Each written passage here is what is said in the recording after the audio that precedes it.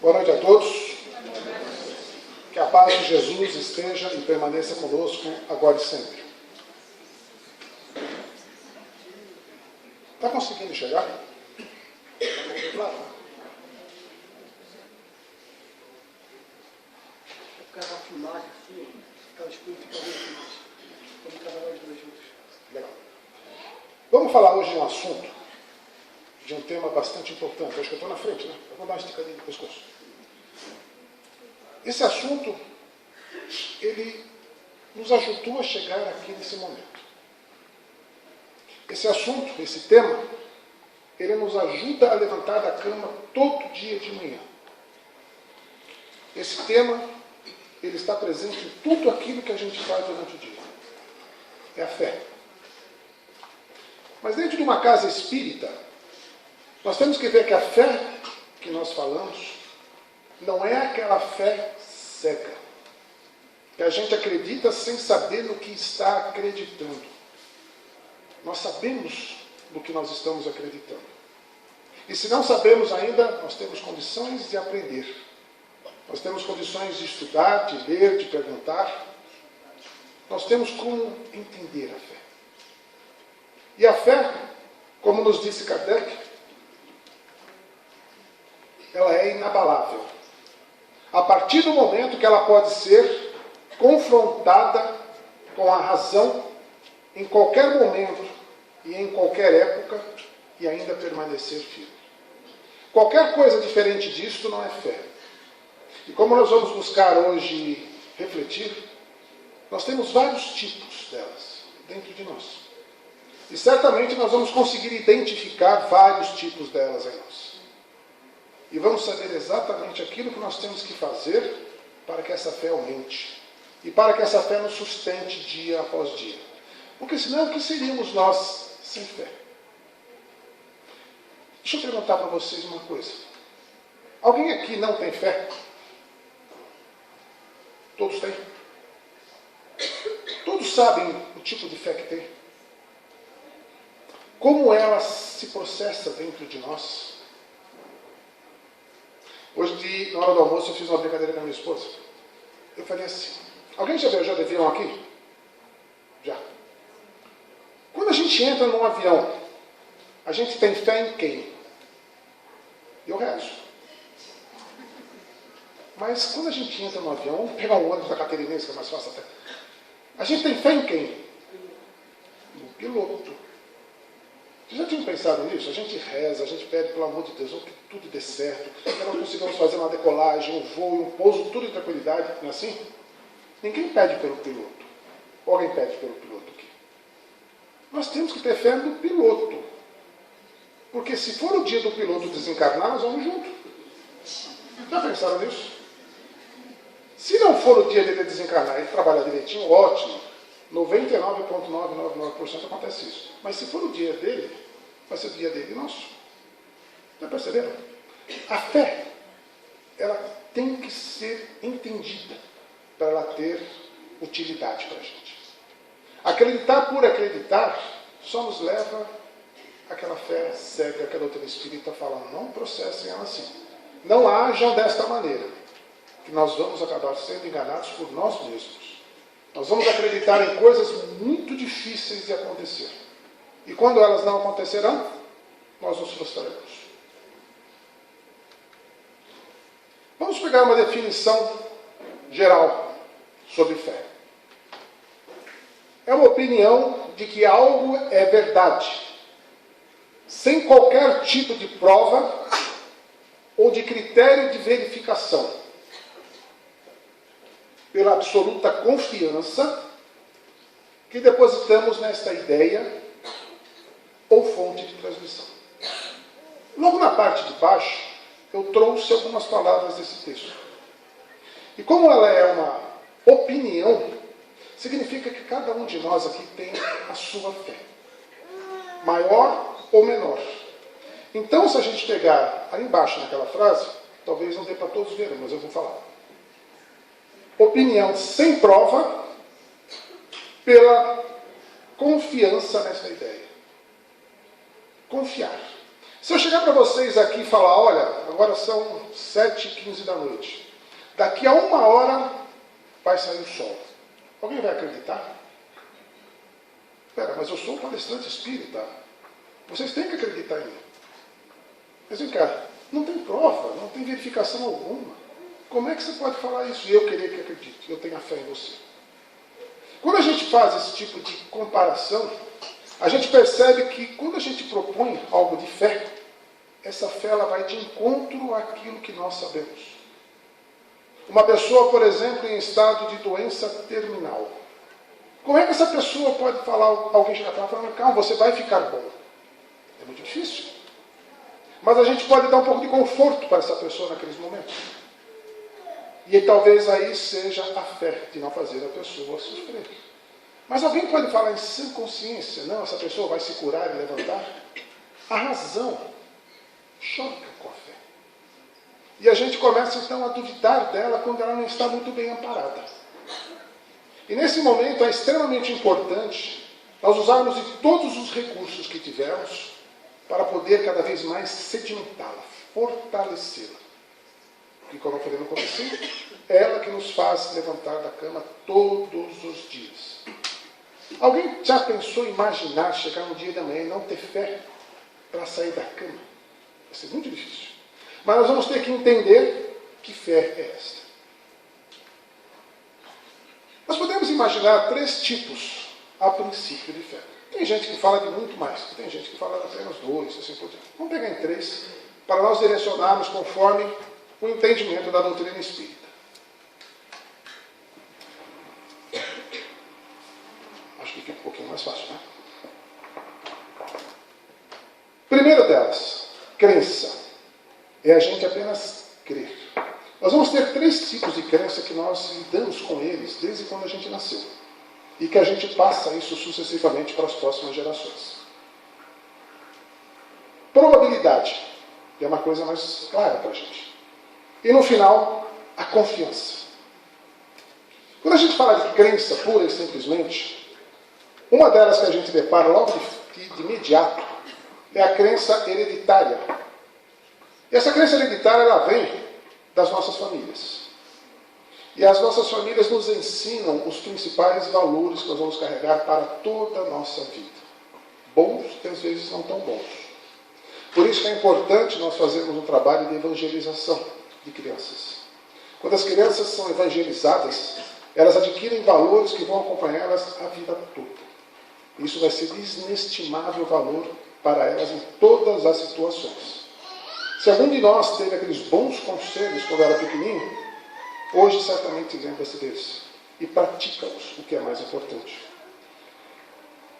Esses exemplos que nós podemos ter de influências familiares na nossa fé, na nossa crença, a gente pode traduzir em algumas frases que a gente deve ter ouvido e se não ouviu, ainda bem.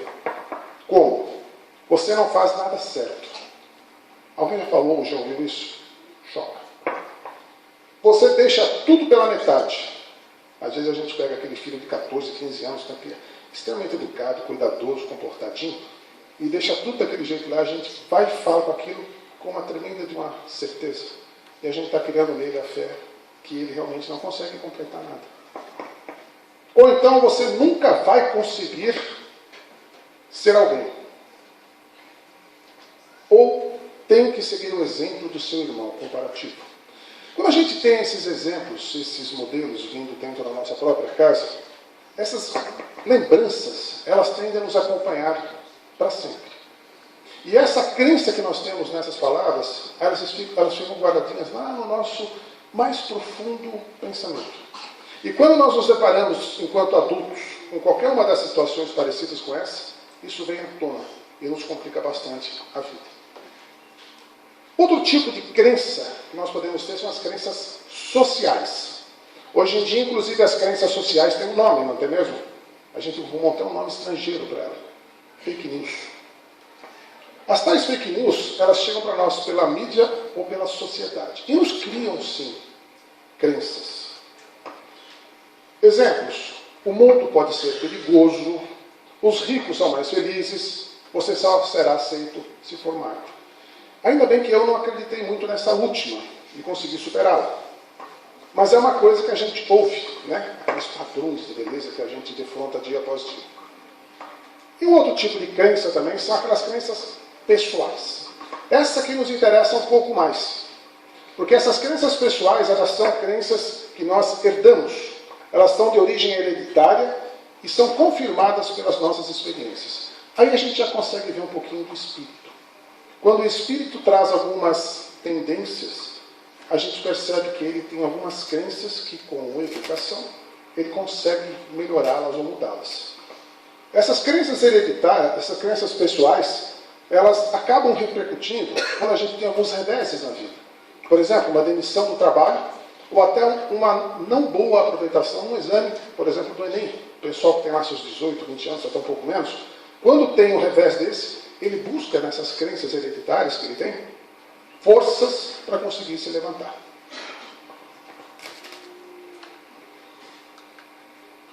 Um outro tipo de fé que nós também temos são aquelas prováveis.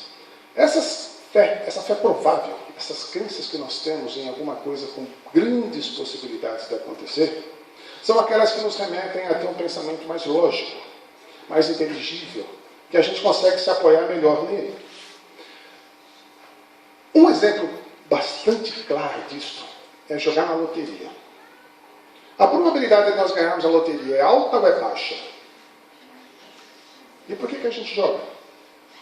Porque nós temos fé que um dia vai dar certo. Alguém já ganhou aqui na loteria? Percebe? Alguém joga constantemente, além de mim? Essas situações, elas são muito interessantes, porque lá no fundo tem algo dizendo para você, vai que vai dar certo. E a gente faz. Mesmo confrontando a probabilidade de ser extremamente pequena. Uma outra probabilidade que a gente consegue dimensionar na questão de fé é aquela com relação às pessoas, às mulheres que estão gestantes. Muito bem. Alguém gestante aqui hoje? Não. Parabéns. Você já sabe o sexo da criança? Então não conta.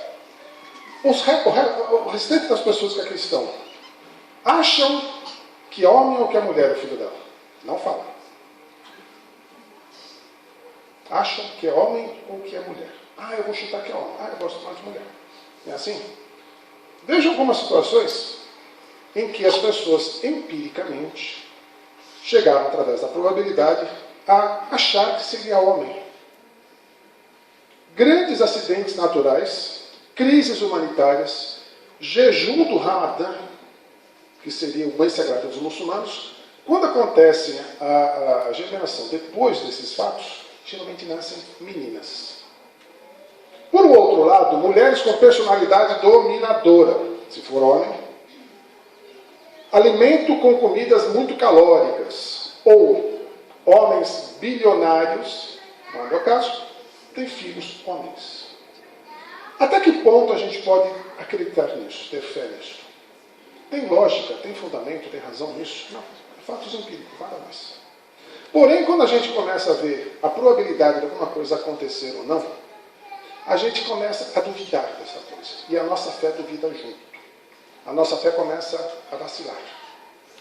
Quando a gente fala que, olha, houve uma alimentação calórica, então vai nascer homem ou mulher, a gente fala, mas aonde está a fundamentação disso?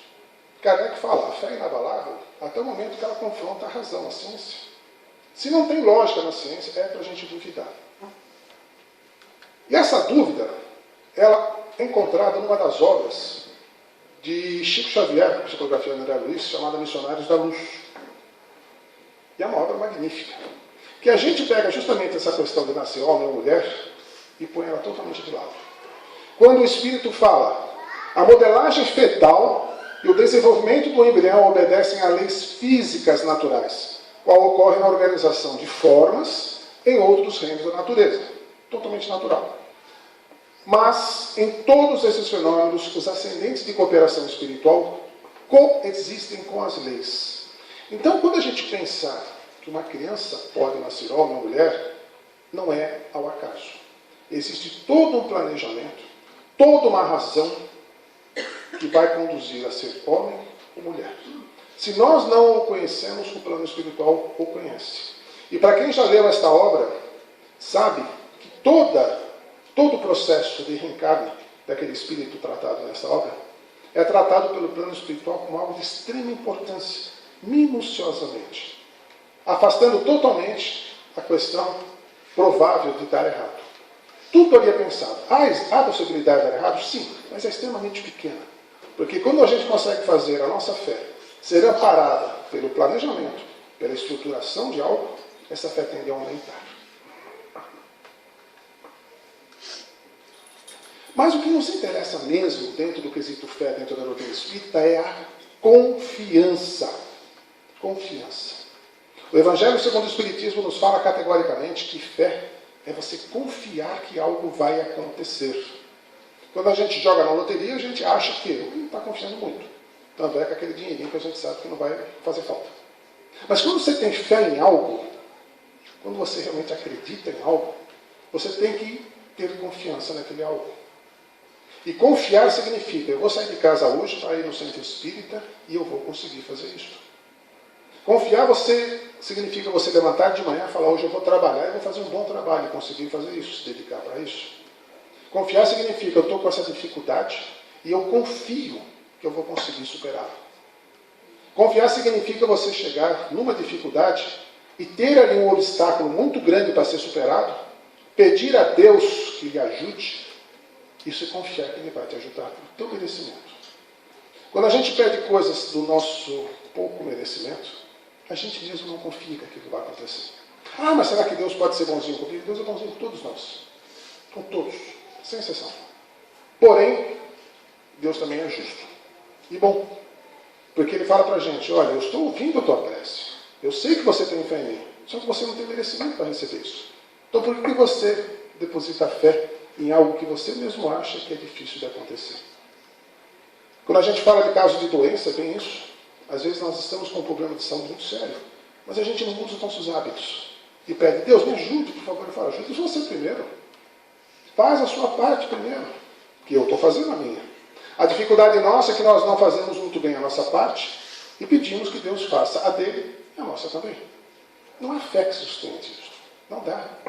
Deus tem a parte dele, faz diariamente. Está fazendo agora. E nós, às vezes, falhamos. Quando a gente pensa em tudo isso, a gente nota que dentro da doutrina espírita, quando se fala de confiança, é um fato que a gente vai desenvolvendo. Os nossos filhos têm confiança em nós. A criança, na primeira fase dela, aprende pelos exemplos, porque ela confia em nós. Às vezes, quando nós não temos boas ações, a criança aprende maus exemplos e carrega com ela. Quando nós damos bons exemplos, ela assimila e os pratica constantemente. Então, quando a gente vem falar de confiança dentro da doutrina espírita, nós estamos falando da pessoa realmente estar determinada a chegar naquilo. E quando nós nos determinamos, nós depositamos a nossa fé ali e dizem que os astros se alinham em nosso benefício. Não é bem os astros se alinharem. É que tudo que a gente está fazendo é naquele sentido. E, consequentemente, a nossa fé se fortalece.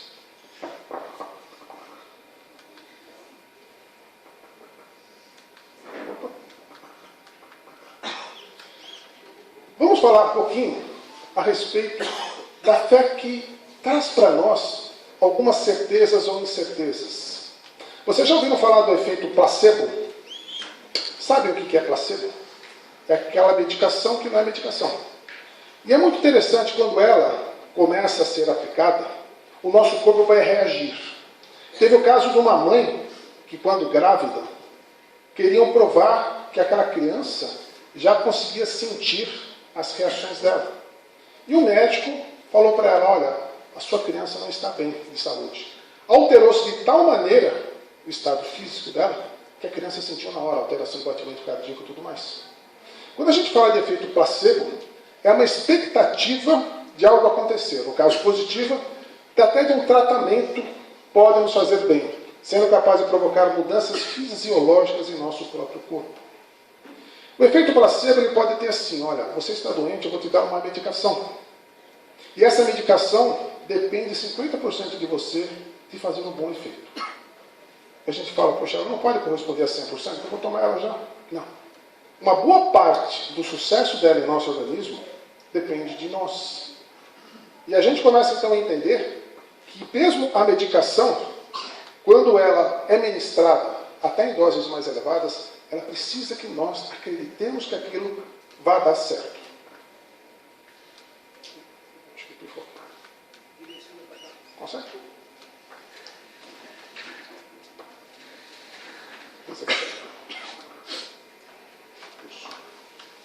E uma maneira da gente entender isso é de uma substância chamada dopamina, que é o nosso organismo que produz.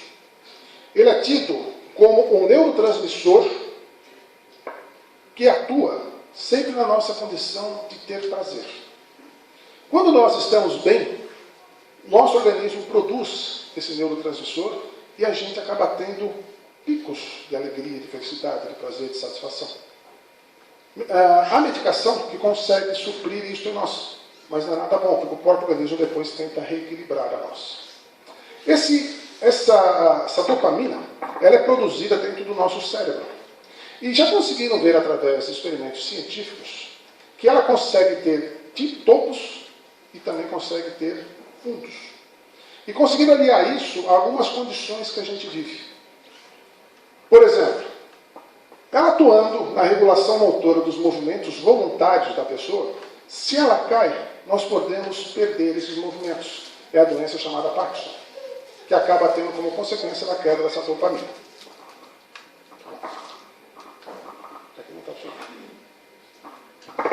Quantidades baixas podem ser o Parkinson, mas também pode acontecer quantidades elevadas dela, dessa neurotransmissor. As quantidades elevadas dela que estão aqui embaixo, ela pode levar até a alucinações e psicose. Como é que isso pode acontecer dentro da questão de fé? Se a fé nossa for de uma tristeza, for de achar que algo vai dar errado, for de achar que eu não terei sucesso, ou achar que eu não vou conseguir atingir o meu objetivo, eu posso ter um estado de depressão muito grande. E esse estado de depressão, muitos de nós já sentiram e é extremamente ruim. Por outro lado, se eu sou extremamente positivo em algo, eu posso superar barreiras enormes e conseguir atingir os meus objetivos. Porém, nunca deixando de ser realista com a vida da gente. Dentro de nós, o nosso cérebro coordena tudo isso. E nesse exato momento ele está trabalhando justamente nisso. De nos dar satisfação, de nos dar prazer, de nos dar equilíbrio.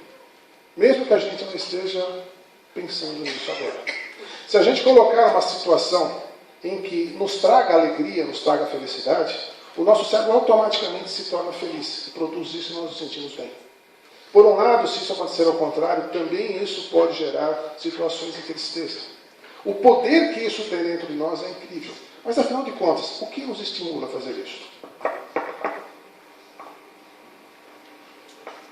Um estudo de genética, ou seja, aquilo que nós já nascemos, diz que alguns de nós são propensos de um lado ou de outro. Não são estudos ainda confirmados. Eles precisariam ter mais avaliações. Mas dentro de nós, geneticamente, nós teríamos mais condições de ser felizes ou tristes. E o que é muito interessante, que está bem aqui no finalzinho, seria que quando a gente busca essa felicidade ou infelicidade, nós vamos nos remeter pela infelicidade às tendências que nós temos, e quando nós estamos felizes, isso repercute aonde? Na nossa consciência. E aí a gente mergulha dentro do Espiritismo. Aonde estão as leis divinas? Na nossa consciência. E onde estão aquilo que nós precisamos corrigir na nossa vida? Nas nossas tendências. Quando a ciência se aproxima da doutrina espírita por esse campo, ela nos mostra que, olha, se vocês estão infelizes fazendo o que vocês estão fazendo, significa que vocês têm que mudar. Se vocês mudarem as tendências do que vocês estão fazendo, a tendência é que vocês melhorem a vida de vocês. Se vocês fazem aquilo que a própria consciência já disse, mesmo às vezes não tendo aquele lucro, aquele benefício claro, que a situação pode beneficiar, mas chega à noite em casa e dorme, sim, vocês estão fazendo isso corretamente. Vocês estão cumprindo as leis divinas. E as leis divinas é muito interessante porque é doutrina espírita no cerne dela. A terceira parte do livro dos Espíritos, que fala justamente das leis divinas ou naturais, diz exatamente o que nós temos que fazer para ter essa tranquilidade. Para que a dopamina do nosso cérebro seja produzida na quantidade suficiente para nós vivermos em paz. Ah, mas eu não gostaria só de viver em paz, eu gostaria de ser muito rico. Tudo é proporcional na vida. Se nós temos muita riqueza, nós temos muitas responsabilidades. Se nós temos muitas responsabilidades, muito nos será exigido. E assim a gente vai ter exatamente aquela situação que nós podemos viver, podemos compartilhar, podemos carregar. Quando a gente pede algo além, achando que pela fé a gente pode adquirir, a carga de responsabilidades que vem junto é enorme também. E daí é muito cuidado para nós fazermos os pedidos à espiritualidade. E a gente pede bastante. Só que quando a gente faz o pedido, a gente esquece que nós somos um grande poderio de realizações. E se nós realmente recebermos aquilo que nós pedimos, nós podemos estar duplicando a responsabilidade que nós temos na vida. Então, muito cuidado, inclusive nos pedidos que fazemos até nas nossas próprias orações. E aqui é interessante, quando a gente busca, dentro da nossa própria saúde, numa pesquisa que foi feita, como é que isso repercute lá dentro do nosso ser. Essa pesquisa que foi feita falava justamente da saúde das pessoas. 99% de pessoas que têm uma saúde boa acreditam, têm fé em Deus. 66% delas rezavam todos os dias. E 90% dessas pessoas usavam a fé como conforto nos momentos de doença. A gente percebe nesse momento que a doutrina espírita se aproxima cada vez mais do bem-estar das pessoas, pedindo para elas serem um pouquinho mais calmas, acreditarem um pouquinho mais, terem mais confiança e fé. Por quê? O poder que essa fé nos traz é um poder que nós ainda não conhecemos, mas que está à disposição de cada um. À disposição de tal maneira que se agora nós fizermos um pedido com fé, provavelmente ele vai ser ouvido. E se ele for ouvido, ele pode ser atendido. E se ele for atendido, nós podemos alcançar aquilo que nós quisermos. Mas essa fé tem que vir do coração. Jesus falava para nós, vale muito mais aquilo que vem do coração do que sai pela boca. Então imaginemos nós nesse momento, tomando posse daquela fé que nós temos e fazendo aquele pedido mais íntimo para que uma situação se resolva. E nós temos os nossos pedidos, as nossas situações muito pessoais. E nós pedimos. E se aquela situação se resolve, nos tornamos co-criadores dela. Na responsabilidade proporcional ao que tivermos atingido. Isso vem da fé também. Daí ser extremamente importante nós conhecermos e sabermos o que estamos fazendo. E principalmente porque Jesus um dia nos falou isso. Se nós tivermos fé do tamanho de um grãozinho de mostarda, nós podemos mover montanhas. Já viram um grãozinho de mostarda? Muito pequeno. E quando Jesus fala isso para nós, significa que a nossa fé ainda não chegou naquele tamanho. E aí a gente consegue entender que toda essa situação que o nosso organismo apresenta, da produção de substâncias dentro dele próprio, não consegue se reequilibrar porque a nossa fé ainda não era o tamanho de um grão de mostarda. Nós temos então que aumentar a nossa fé. Sim, de que maneira? Como? Geralmente contrariando as duas grandes chagas que a doutrina espírita diz que temos dentro de nós, que são o orgulho e o egoísmo. Acreditar pura e simplesmente, sem contrariar essas duas nossas tendências, nós vamos perder um grande tempo. Porque é importante nós termos clareza de que os nossos pedidos têm que estar amparados na nossa atual situação evolutiva. Não adianta fazermos pedidos além daquilo que nós podemos ter, além daquilo que nós podemos receber. Porque senão, justamente, essa fé que é pequenininha se torna menor ainda, porque nós não vamos acreditar que aquilo vai dar certo. Temos um problema sério de desemprego, por exemplo, mas eu tenho fé que eu vou conseguir. Sim, e o que nós estaremos fazendo para isso conseguir ser superado? Eu tenho um problema sério de saúde. O que eu estou fazendo para que essa saúde melhore? Como está o nosso pensamento? Como estão as nossas situações cotidianas? Como eu as estou encarando? Eu estou ajudando o meu organismo a se recuperar ou estou acabando envenenando mais ele ainda? A nossa fé não chega a ser nem desse tamanho por causa disso. Nós não sabemos ainda lidar com ela. Nós não sabemos fazer com que ela repercuta em nosso benefício. E se nós tivermos um pouquinho de controle sobre isso, posso dizer que a maioria, se não todos os nossos problemas são solucionados. E por que falo isso? Porque os problemas são criados por nós mesmos, nas nossas tendências. Quando nós nos defrontarmos com a nossa consciência e vemos que lá já estão os valores aprendidos e trabalharmos com ele, a nossa fé fica muito mais facilitada.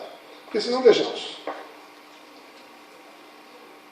nos diz o Evangelho segundo o Espiritismo que a fé é a confiança nas nossas próprias forças. Nós temos que confiar em nós. Nós temos que cada vez mais nos valorizar. Se eu estou com uma dificuldade, seja lá qual for, eu tenho que ter confiança que eu consigo superar. Ah, mas eu não estou entendendo isso. Por isso que eu estou numa casa espírita.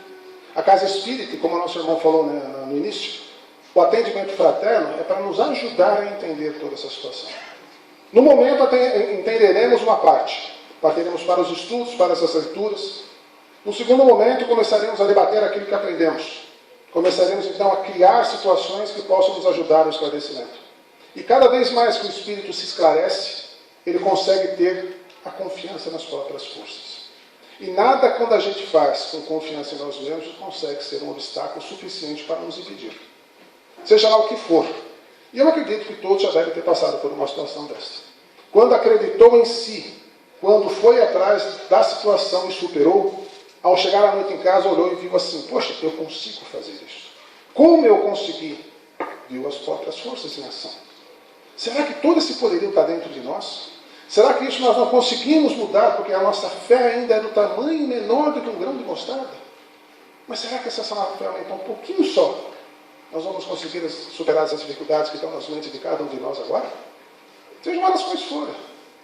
Quais forem. Nós estamos aqui passando por elas porque é necessário aos nossos espíritos. É necessário na nossa jornada evolutiva. Cada um de nós está no lugar certo, na situação certa que tem que estar. E pedem para nós apenas confiarmos em nós mesmos para conseguir, então, superá-los. Mas nós temos dois tipos de fé dentro da doutrina espírita. A verdadeira e a vacilante. Eu acredito que nós temos mais facilidade de identificar a vacilante do que a verdadeira. Vamos ver algumas qualidades delas. Agora ficou bem pequenininha. A verdadeira é aquela fé que é calma, que é paciente, que é perseverante, que tem energia e acredita que possa vencer. A fé vacilante, ela é repleta de incertezas, hesitação e não acredita que possa vencer. Certamente nós vamos ter várias estadias em cada uma delas. Situações que a gente vai, por exemplo, executar no nosso trabalho diário, nós vamos estar numa fé verdadeira. Nós vamos saber o que nós estamos fazendo. Mas já percebendo que às vezes quando a gente muda de setor dentro do trabalho, nos dá uma outra função, a gente pula para aquele lado rapidinho. Imagina isso numa situação profissional, que já fica bem claro. Imaginemos isso agora numa situação pessoal. Como isso atrapalha a nossa própria vida. Como isso atrapalha a nossa própria condução. Porque a nossa fé oscila muito nisso, a doutrina espírita nos fala disso com clareza. Por quê? Ela é resultado de uma ação magnética. A casa tem passe, não tem? A ação magnética de um passe, ela pode ser extremamente aproveitada por quem recebe esse passe. Ou a pessoa que lá estará sentada pode ser extremamente refratário a esse passe. Todos que vão para a câmara de passe daqui a pouquinho estarão receptivos àquelas boas energias que circularão por nós? É uma questão de fé. Porque a energia estará ali, mas eu tenho que acreditar que aquilo vai me ajudar. Eu tenho que ter uma fé robusta, uma fé firme, uma fé verdadeira. Se eu ficar naquela situação de, não sei se isso vai dar certo, nós vamos estar perdendo uma excelente oportunidade. Porque essa ação magnética da fé, nós não vamos conseguir receber. E é muito interessante isso, porque a junção do poder de cada um de nós com a fé pode proceder fenômenos incríveis, inclusive de cura. Em outras casas espíritas que eu acabei frequentando, nós tínhamos trabalhos assistenciais dentro de condições físicas bastante extremas. E as pessoas melhoravam consideravelmente. Milagre, não. A doutrina espírita nos ensina que não há milagres. Há justamente condições fluídicas propícias para que aquilo tudo acontecesse. E por que essas condições fluídicas não podem acontecer conosco? Pode acontecer, mas vai depender justamente disso, de nós termos essa condição de melhorar e da fé de cada um de nós. As dificuldades, principalmente do nosso corpo físico, foram criadas, se não nessa encarnação, numa outra. E elas são reflexo da má conduta do nosso próprio espírito, que repercute no nosso corpo físico tudo aquilo que ele tem de desvio. Os nossos problemas físicos são decorrência dos maus pensamentos que temos. E se esses maus pensamentos conseguirem ser transpostos, mudados, a tendência é que as curas das nossas enfermidades também procedam. A gente pega, por exemplo, muito claramente a questão da gripe, que é uma coisa simples. Nós percebemos que em alguns momentos o nosso corpo está mais resistente a ela ou não? Sim, porque nós estamos em perfeito equilíbrio, em melhor equilíbrio. Em outros momentos o nosso equilíbrio é tão fraco que apenas um vento já nos faz espirrar muito. O que será que é isso? É simplesmente aquela nossa condição pessoal que não nos possibilita resistir a um simples vírus. Isso tudo não é nada milagroso, é extremamente consequência de uma lei natural. E como é que a gente pode falar isso com tanta propriedade? Dentro do próprio Evangelho, uma das partes que ele nos ensina é sobre a fé, mãe da esperança e da caridade. E ela tem algumas características extremamente importantes, que ela tem que ser ativa, ela não pode parar. A fé ela tem que ser renovada diariamente. Eu tenho que continuar acreditando. Ela não deve abater-se em momento nenhum. Quando nós tentarmos fazer alguma coisa e não atingirmos aquele nosso objetivo, nós temos que entender o que aconteceu e não deixar de acreditar e ter a fé. A fé, ela se dá pelo amor. O amor é algo importantíssimo. Quando a gente doa, quando a gente faz com amor alguma coisa, a fé se renova. E ela é a base de toda regeneração. Quando nós quisermos mudar algo na nossa vida, nós temos que acreditar naquilo. E acreditar de tal maneira, como o exemplo que o Cristo nos deu naquela situação do cego, em que ele, citando literalmente, quando se aproximou do local onde passava Jesus, vendo o alvoroço das pessoas, perguntou: quem se aproxima? E as pessoas que estavam com ele disseram: é o mestre de Nazaré. E ele se alvoroçou de tal maneira porque ele viu que naquele momento a sua fé, a sua determinação, os seus pedidos poderiam ser atendidos. E ele quis se aproximar de Jesus de qualquer maneira. E pediu. E as pessoas que estavam junto dele abateram a fé dele. Falaram: não, você não pode até ali. Geralmente acontece isso conosco. Quando nós estamos numa prova, muitas pessoas e muitas situações ao nosso redor tiram a nossa determinação, o nosso empenho.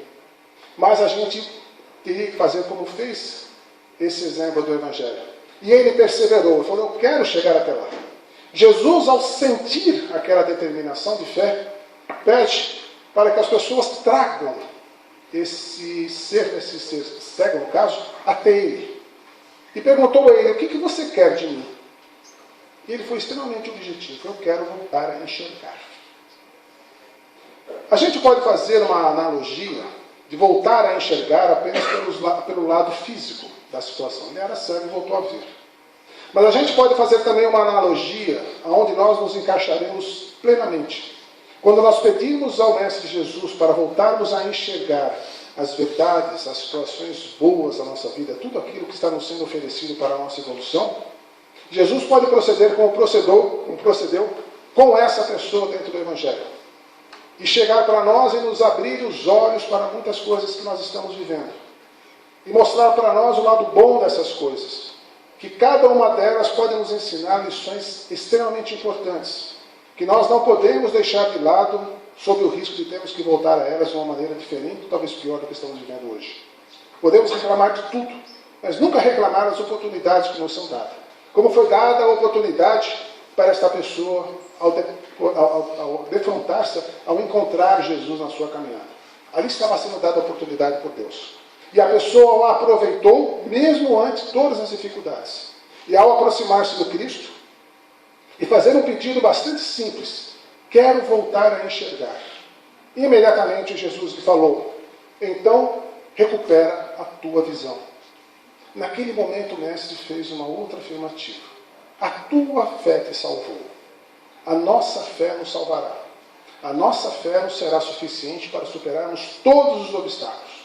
Mas não aquela fé apenas de darmos a responsabilidade a Deus, de darmos a responsabilidade aos bons espíritos que estão conosco, de nós também dividirmos com Ele a responsabilidade de fazer aquilo que está ao nosso alcance, daquilo que nos é oferecido dia após dia. E cada um de nós tem um poder enorme em suas mãos, dentro de si, dentro de suas mentes, dentro de seu pensamento, dentro de seu espírito. Se nós soubermos bem utilizar isto, essa fé, a tendência dela é se redobrar. E com uma fé redobrada na situação, nós podemos fazer perfeitos milagres. Não no sentido de contrariarmos qualquer lei divina, mas no sentido de superar as dificuldades que nós mesmos achamos difíceis de superar. Dificuldades dentro dos nossos lares, dentro do nosso trabalho, dentro da situação que vivemos. A fé dentro de nós, como diz o mestre, pode remover montanhas, mas as montanhas não físicas, as montanhas das resistências que nós temos de sermos pessoas melhores, de pessoas merecedoras pela própria razão e consequência daquilo tudo que Deus oferece para cada um de nós. Se chegamos até este ponto, nós já sabemos que podemos alcançar muito mais. Depende apenas de nós, depende apenas da nossa fé. Muita paz a todos.